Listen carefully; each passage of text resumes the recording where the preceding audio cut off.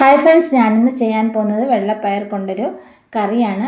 അതിനോടൊപ്പം ഞാൻ ചേർക്കാൻ പോകുന്നത് ചെറിയ തക്കാളി, പച്ചമുളക്, മുരിങ്ങയ്ക്ക, മത്തങ്ങ, ഒരു ചെറിയ കഷ്ണം. പയർ നമുക്ക് ഒരു 4-5 മണിക്കൂർ കുതിർത്ത ശേഷം നന്നായിട്ടൊന്ന് വേവിച്ച് വെക്കണം. ഞാനിപ്പോൾ ഉപ്പിട്ട് വേവിച്ച പയറാണിത്. അതിനോടൊപ്പം തന്നെ പച്ചക്കറികളും നമുക്ക് അരിഞ്ഞെടുക്കണം. പച്ചക്കറികളൊക്കെ ഞാനിപ്പോൾ അരിഞ്ഞെടുത്തിട്ടുണ്ട്. പച്ചമുളക് നമുക്ക് എത്ര എരിവാണ് ആവശ്യം അതനുസരിച്ച് ഇട്ട് കൊടുക്കാവുന്നതാണ്. ഞാനിപ്പോൾ ഇതെല്ലാം കൂടി ഒരു ചട്ടിയിലോട്ട് മാറ്റിയിട്ടുണ്ട്. പച്ചമുളക് ഞാനിപ്പോൾ 4 ചേർത്തിട്ടുള്ളത്. എരിവ് ആവശ്യമുണ്ടെങ്കിൽ കൂടുതൽ കൊടുക്കാം. നമ്മളിപ്പോൾ മുളക് പൊടിയും ചേർക്കുന്ന കറിയല്ല ഇത്. ഇനി നമുക്ക് കുറച്ച് മഞ്ഞൾപ്പൊടിയും ആവശ്യത്തിന് ഉപ്പും ചേർത്ത് കൊടുക്കാം.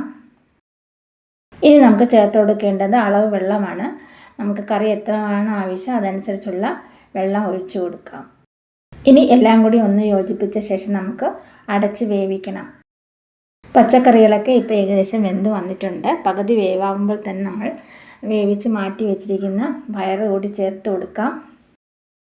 ഇനി എല്ലാം കൂടി നമുക്കൊന്ന് ഇളക്കി കൊടുക്കാം. അതിനുശേഷം നമുക്കിതൊന്ന് അടച്ച് വേവിക്കണം.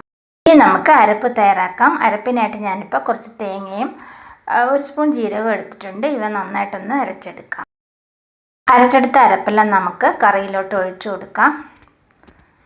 ബാക്കിയുള്ള അരപ്പിൽ കുറച്ച് വെള്ളം കൂടി ചേർത്ത് ഒഴിച്ചു കൊടുക്കുന്നുണ്ട്. ഇനി നമുക്ക് എല്ലാം കൂടി ഒന്ന് ഇളക്കി യോജിപ്പിക്കാം. ഉപ്പെല്ലാം കറക്റ്റാണോ എന്ന് നോക്കാം. ഇപ്പോൾ ഇതിൽ പച്ചമുളകിൻ്റെ എരിവ് മാത്രമാണ് ഉള്ളത്. ഇനി ഞാൻ ചേർത്ത് കൊടുക്കുന്നത് ഒരു 3 സ്പൂൺ കണക്കാക്കി കുറച്ച് പുളിവെള്ളമാണ്. അതുകൂടി ഒഴിച്ചു കൊടുക്കാം. വീണ്ടും ഒന്ന് ഇളക്കി കൊടുത്ത ശേഷം നമുക്ക് ഇത് നന്നായിട്ടൊന്ന് തിളപ്പിച്ച് ഈ വെള്ളമൊക്കെ കുറച്ച് വറ്റിച്ച് കുറുക്കിയെടുക്കണം. ഇപ്പോൾ നമ്മുടെ കറിയൊക്കെ ഏകദേശം റെഡിയായി കിട്ടിയിട്ടുണ്ട്. വെള്ളമെല്ലാം വറ്റി വന്നിട്ടുണ്ട്. ഇത് വളരെ ടേസ്റ്റി ആയിട്ടുള്ളൊരു കറിയാണ്. നമുക്ക് ചോറിനോടൊപ്പം കഴിക്കാൻ അടിപൊളിയായിട്ടുള്ളൊരു റെസിപ്പിയാണിത്.